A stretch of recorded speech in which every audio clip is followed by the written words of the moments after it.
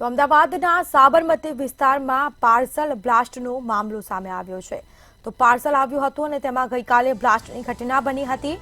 Parcel bomb blast કેસમાં પોલીસે 2 આરોપીની આખરે ધરપકડ કરી છે।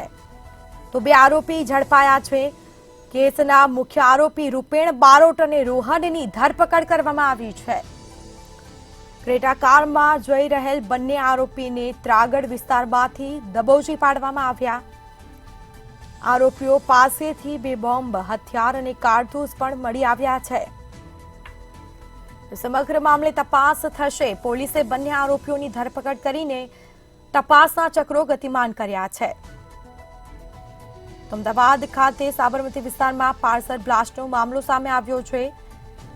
તો ગઈકાલે આ ઘટના બની હતી અને પોલીસ દ્વારા તપાસ પણ કરવામાં આવી હતી, જેમાં પોલીસે 2 આરોપીની આખરે ધરપકડ કરી છે। તેની પૂછપરછ થશે। તો કેસના મુખ્ય આરોપી રૂપેણ બારોટ અને રોહનની આખરે ધરપકડ થઈ। ક્રેટા કારમાં જઈ રહેલા બંને આરોપીને ત્રાગડ વિસ્તારમાંથી દબોચી પાડવામાં આવ્યા છે।